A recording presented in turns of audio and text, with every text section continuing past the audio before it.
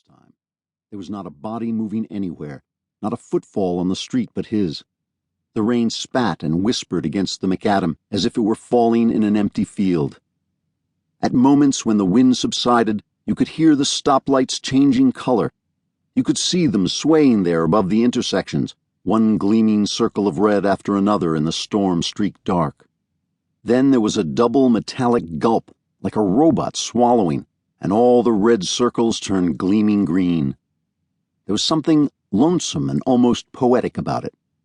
The city was practically beautiful, he thought, once you got rid of the people.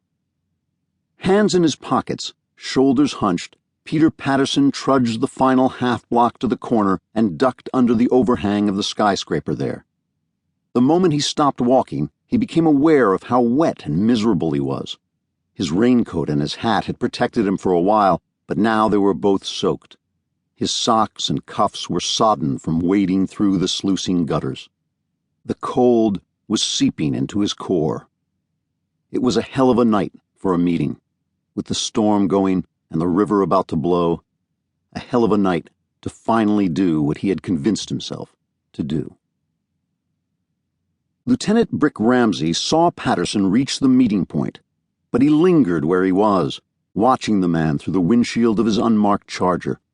Watching the wavering shape of the man anyway. He couldn't see much more of him than that. He didn't want to turn his wipers on. He was afraid the movement might draw attention to him sitting there. Uninterrupted, the rain spilled down over the glass in gusting sheets, then broke in streams and droplets. Through the water, the pink glare of the downtown halogen lamps seemed to melt and run in fluid streaks of illumination. The stoplights ran in fluid streaks of red, then green, and beyond the light and the blur and shadows, there was the wavering shape of Peter Patterson, an average-sized man in a hat and overcoat, hunched and waiting. Ramsey knew he ought to go to him, but he lingered, watched.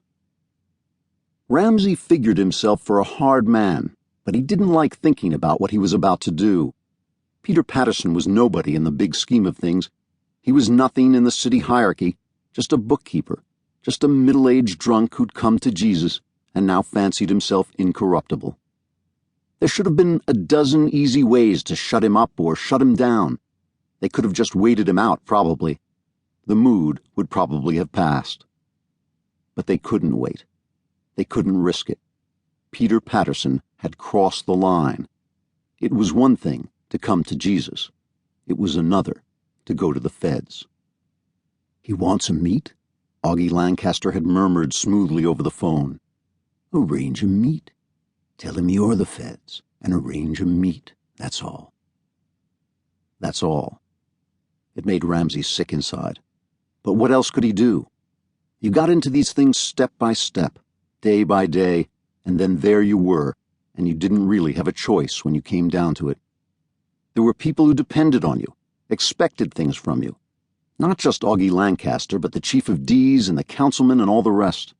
You couldn't just turn righteous on them, overnight become another man than the one they knew. Anyway, your fate was tied to theirs by this time. If they went down, you went down with them. Even if Ramsey wanted to turn righteous, that was way more righteous than he was prepared to be. No, whichever way you turned, the exit was closed and 100 strings were pulling at you. You had to go on with it. That's all. Just as Augie said. That's all. The rain drummed hard on the Charger's roof, then crashed on it like thunder blown by the wind. The calls for backup hissed and whispered from the radio. Looting had started half an hour ago, almost as soon as the city emptied out.